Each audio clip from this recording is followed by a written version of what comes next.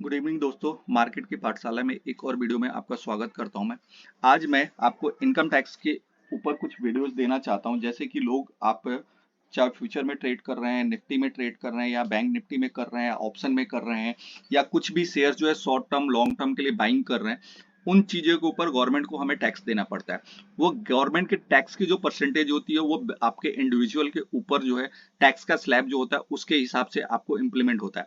अब जैसे आप देख पा रहे होंगे 1 अप्रैल 2022 से 31 मार्च 2023 का फाइनेंशियल ईयर क्लोजिंग हो चुका है।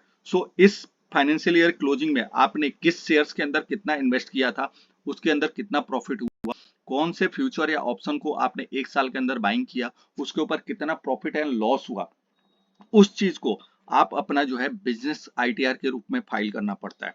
और अगर आपका ये सोचिए कि आपके पास अगर प्रॉफिट हुआ है तभी मुझे आईटीआर फाइल करना है, तो ये थोड़ा सा आपके लिए माइंड में जो है ना, मैं इस चीज को आगे क्लेरिफाई करना चाहता हूँ कि नहीं, आपको अगर लॉस भी हुआ है ना, तो आप लॉस को कैरी फॉरवर्ड करके दिखा सकते हैं, वो नेक्स्ट ईयर के प्रॉफिट से आपका एडजस्ट हो सकता है। इस चीज को आप अपने लॉस या प्रॉफिट जो भी आता है उसके हिसाब से अपनी आईटीआर को फाइल कीजिए।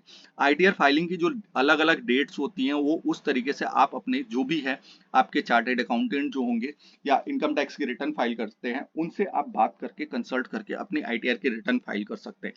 अब डाटा आता है डाटा बनाने के लिए। आप किसी भी प्लेटफॉर्म के ऊपर, आप जीरोधा के साथ जुड़े हुए हैं, एंजल के साथ जुड़े हुए हैं, या आईएफएल के साथ जुड़े हुए हैं, या एक्सप्रेसो के साथ हैं, कई सारे ब्रोकरेज फर्म हैं जो कि आज की डेट में आप देख पा रहे होंगे कि मार्केट में से डीमेट अकाउंट ओपन करके आपको ट्रेडिंग करवाते हैं।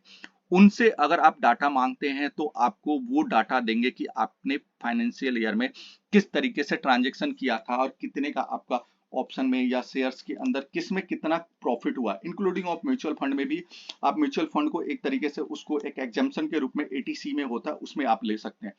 अगर इस चीज के ऊपर अगर आप चाहते हैं कि इसके ऊपर पूरी डिटेल्स में मैं किस तरीके से आईटीआर को फाइल किया जाता है, किस तरीके से किया, अगर जानना चाहते हैं तो बोलिएगा, मैं आपको एक वीडियो बना के दे दूंगा। आप यहाँ पे सिंपली आपको अगर देखना है तो यहाँ पे आप जाएंगे। यहाँ से आपको आपका अपना फॉर्म डाउनलोड करना है इंडिविजुअल में। सैलरीड या एम्प्लॉय जो होते हैं, ये आपका प्रोफेशनल का हो गया।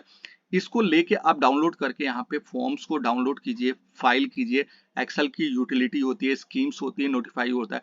इसके अलावा आप ऑनलाइन सिंपली जो है ये एज ए इंडिविजुअल जो है लॉगिन करके भी यहाँ पे आप अपना डाल सकते हैं। जैसे इनकम टैक्स में आपका पैन नंबर होगा, आधार नंबर के साथ लिंक होगा, उसको आप लॉगिन करके अपने प्रॉफिट एंड लॉस के इनकम टैक्स के स्टेटमेंट को फाइल कीजिए।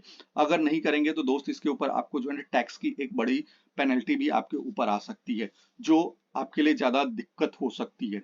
मैं चाहता हूं कि आप जो है अपनी आईटीआर जो है अपने सीए के साथ कंसल्ट कीजिए और उसके थ्रू अपने आईटीआर को जरूर फिल कीजिएगा।